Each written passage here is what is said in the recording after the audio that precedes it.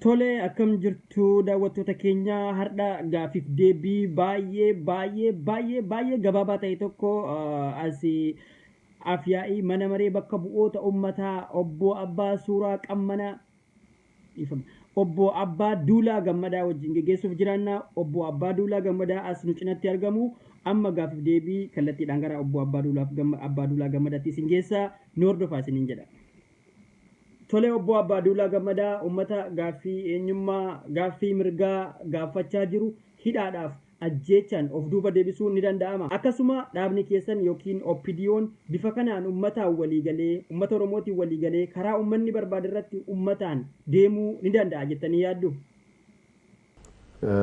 Deebisuudhaafis ta'ee irratti waliigalanii deemuudhaaf hin dandeessisu.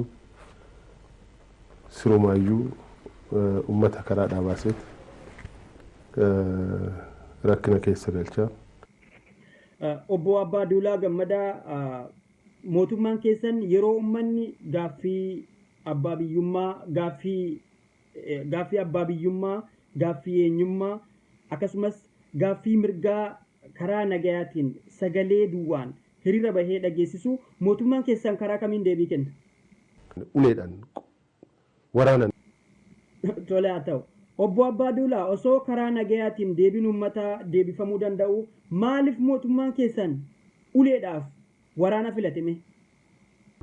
Uumama dhaabbata keenyaati. Uumama mootummaa keenyaati. Uumama kun. Uumamni keessan haa abatu. Tole omaan jenne obbo Abbaa Duulaa Gammadaa. Tole obbo Abbaa Duulaa mootummaan keessan yeroo baay'ee sirna dimokiraasii ijaarra jedhanii uummata gurra duuchu. Garuu kan argaa jirru biyyatti barataa elementary irraa qabee haga yuunivarsiitiitti mootummaa keessaniin yeroo ajjeefamu akkasumas daa'ima irraa qabee haga jaarsa ganna 80tti mootummaan keessaniin yeroo namni ajjeefamu mana hidhaatti yeroo namni guuramu daldalaa qotee bulaa uummata lafa isaarraa yeroo buqqisan argina. Kana jechuun maal jechuudha isin biratti? Sirna dimokiraasii ijaarraa tan jennu sun kana. Tole obbo Abbaa Duulaa Gammadaa dhiheenya kana mormiin wal fakkaatan akka naannoo Oromiyaa naannoo Amaaraatti geggeeffamee ture. Uummanni naannoo Amaaraa yeroo mormii isaanii geggeessanitti fakkaatonni keessan Baadeen yookiin bulchiinsi naannoo Amaaraa uummata santirraa osoo miidhaa hin geessin arginee jirra. Osoo isin OPDO'n garaa keessan gurguddaa kanarra uummata keessan mararfattanii ummata Oromootiif wayyaaneedha jidduu gortanii mootummaan keessan maal ta'a guyyaa sammee obbo Abbaa Duulaa? Mootummaan keenya achi geenyaan hin du'a guyyaa san. Guyyaa san du'a.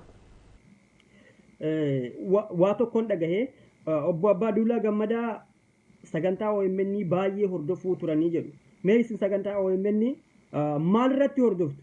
YouTubeidha moo Facebookii moo Viberidha moo maal irratti ilaaluu turtan OMN obbo Abbaa Duulaa? Televizyinii irratti ilaalatan ture.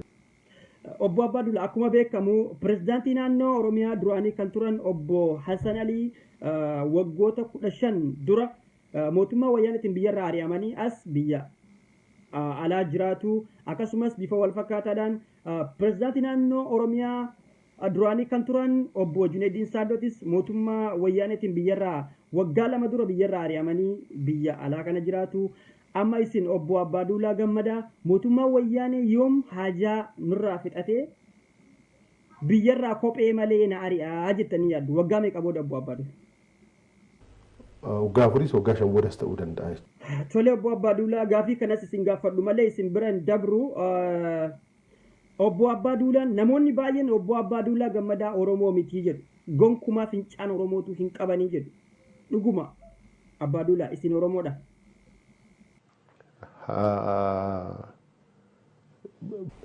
Tole isa.